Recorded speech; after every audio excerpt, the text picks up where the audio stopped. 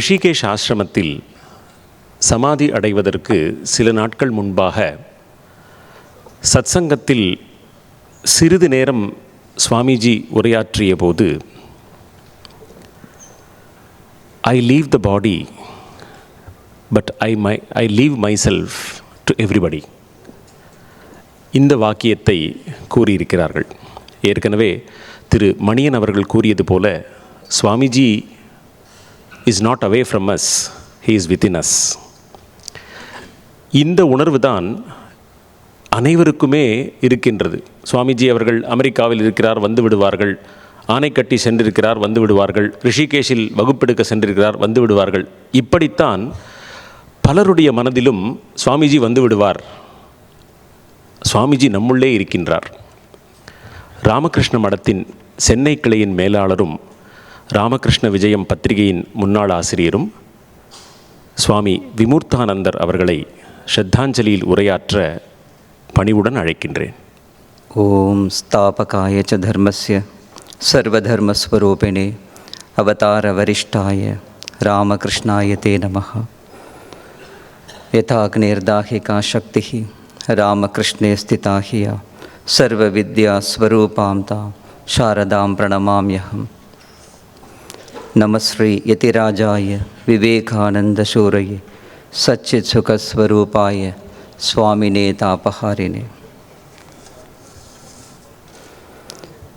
மேடையில் வீற்றிருக்கக்கூடிய இரண்டு துறவி பெருமக்களுக்கும்,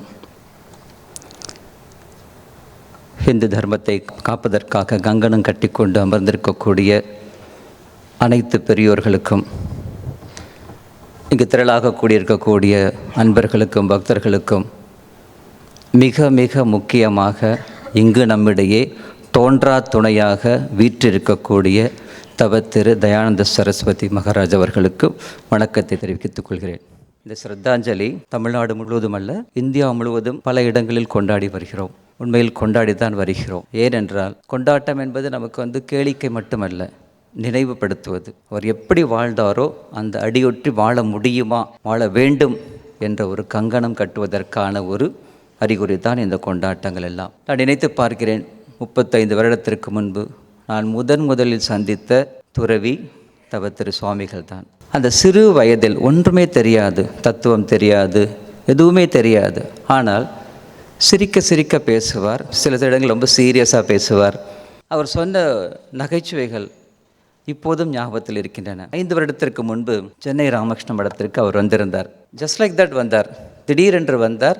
அவரை அழைத்து கொண்டு கோவிலுக்கெல்லாம் போய் காண்பித்து வந்தேன். அப்போது நான் அவரிடம் சொன்னேன், 35 வருடங்களுக்கு முன்பு சுவாமிஜி, நீங்கள் சொன்ன விஷயங்கள்லாம் எனக்கு அப்போ புரியவே இல்லை. 12-13 வயது, புரியவில்லை. ஆனால் நீங்கள் சொன்ன ஜோக்ஸும் கதைகளும் இன்னும் ஞாபகம் இருக்குது அப்படின்னு சொன்னேன்னா, அப்போ சிரித்து கொண்டே சொன்னார், பார்த்தீர்களா, கடைசி இருக்கிறது என்னன்னா அந்த ஆனந்தம் மட்டும்தான் இருக்கும். ஜோக்ஸ் மீன்ஸ் ஆனந்தம், அந்த ஆனந்தம் மட்டும்தான் இருக்கும், அதை நினைவில் வைத்து கொள்ளுங்கள் அப்படின்னார். அப்படி ஒரு தயா ஆனந்தம் சொன்ன விதம் இன்றும் ஞாபகத்தில் இருக்கிறது.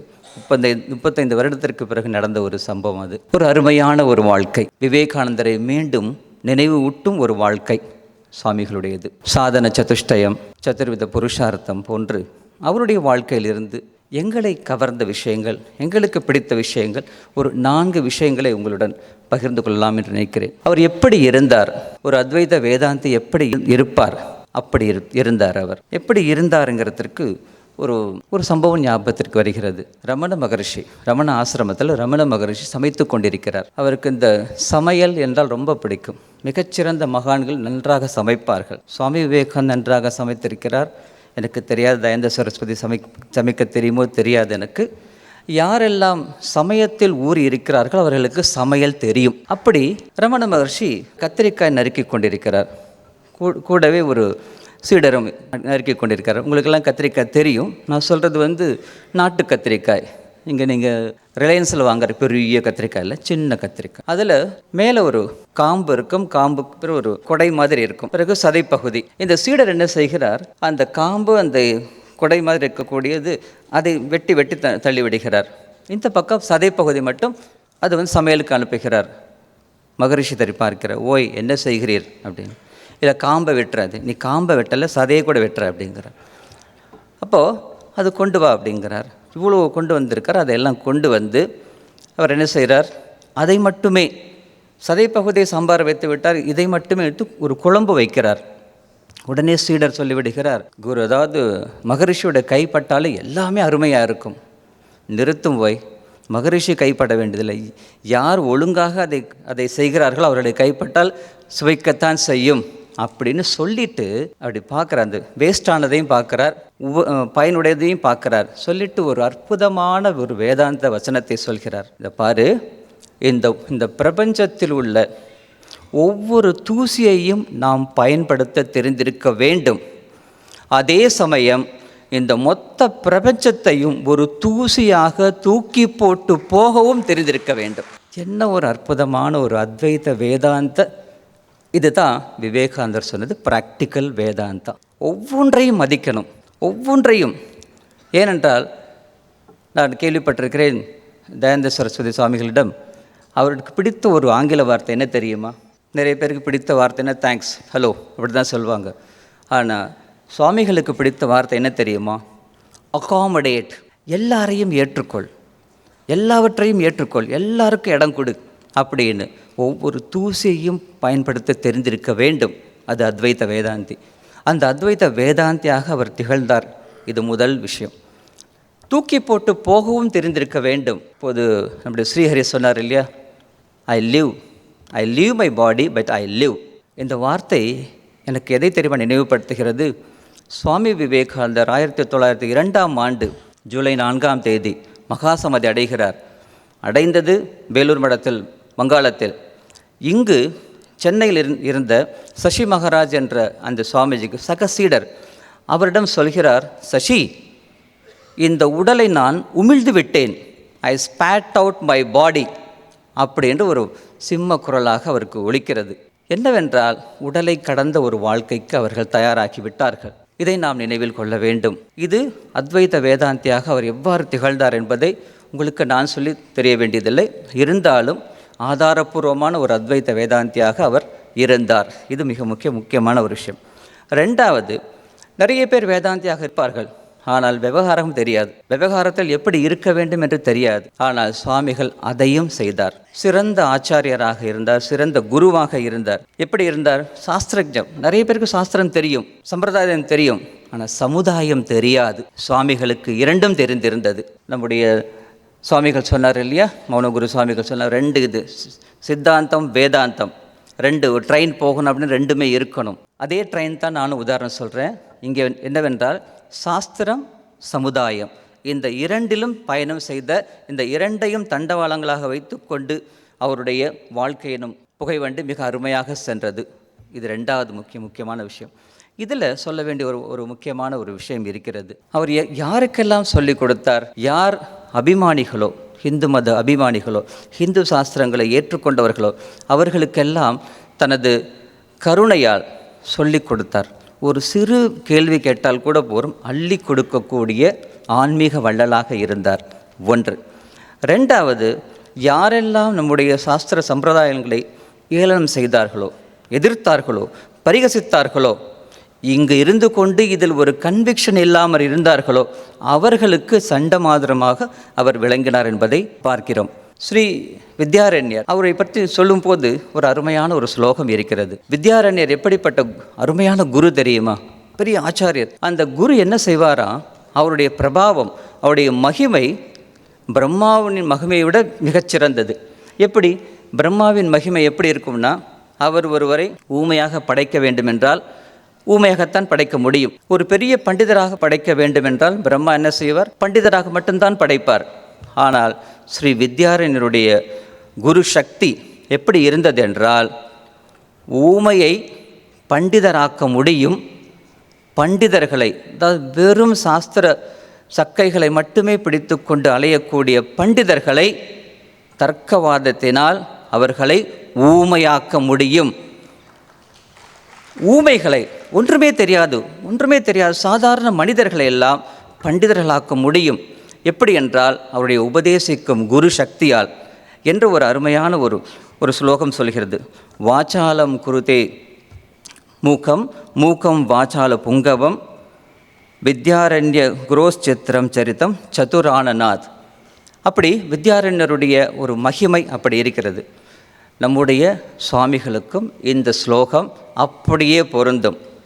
இந்து மதத்தை யாரெல்லாம் பரிகசித்தார்களோ, இதில் ஒரு தெளிவில்லாமல், ஒரு பெருமை கொள்ளாமல், நான் ஒரு ஹிந்து என்று சொல்லக்கூடிய அந்த பெருமை கொள்ளாமல் எப்படியெல்லாம் இருந்தார்களோ, அவர்களுக்கு கூட இருந்து கொண்ட பாரசைட் மாதிரி இருந்தார்களோ, ஒட்டுண்ணிகளாக இங்கு இருந்தார்களோ, அவர்களுக்கெல்லாம் இவர் ஒரு மிகப்பெரிய ஒரு எதிர்ப்பு சக்தியாக இருந்தார்.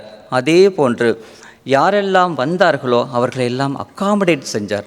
அவர்களெல்லாம் ஏற்றுக்கொண்டு சாதாரண மனிதர்களை கூட சாமர்த்தியமிக்க பண்டிதர்களாக, நல்ல விஷயங்களை சமுதாயத்திற்கு சொல்லக்கூடியவர்களாக மாற்றினார். இது 2வது அவருடைய சிறந்த அம்சம் பார்க்கிறோம்.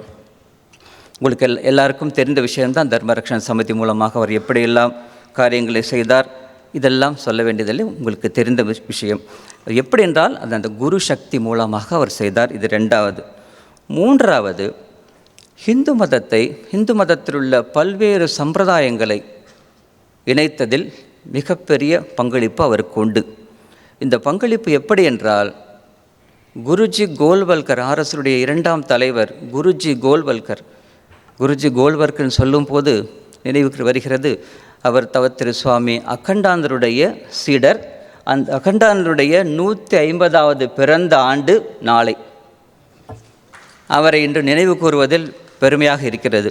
அந்த சுவாமி அக்கண்டானந்தருடைய சீடரான குருஜி கோல்வல்கர் சொன்னது, இந்து மத சம்பிரதாயங்களை இணைத்ததில் குருஜி கோல்வல்கருடைய மிக முதலிடம் உண்டு அவருக்கு பிறகு அந்த ஒரு மாபெரும் பணியை திறம்பட செய்தவர் தவத்திரு சுவாமிகள் தயானந்த சரஸ்வதி சுவாமிகள் என்பது பதிவு செய்ய வேண்டிய, வரலாற்றில் பதிவு செய்ய வேண்டிய ஒரு முக்கியமான விஷயம். இது எப்படி செய்தார்? ஒன்று சம்பிரதாய துறவிகள், இன்னொன்று நவீன துறவிகள். சில பேர் சொல்ல நவீன துறவிகள் அப்படின்னு சொல்கிறார்கள். அப்படியெல்லாம் ஒன்றுமில்லை. அதாவது காலத்திற்கு ஏற்றால் போன்று மாற வேண்டி இருக்கிறது, மாற வேண்டியதில் வளர வேண்டி இருக்கிறது. அது நவீனம் என்று சொல்வது ஒரு சாதாரண ஒரு வார்த்தை. காலத்திற்கு ஏற்றாற்போல் சுவாமி விவேகானந்தர் கொடுத்த அந்த அடிச்சுவட்டில் சென்று கொண்டிருக்கக்கூடிய நவீன துறவிகள், பாரம்பரிய துறவிகள், நவீன துறவிகள் 2 பேரையும் இணைத்த ஒரு பெருமை தவத்திரு சுவாமிகளுக்கு உண்டு. நம்முடைய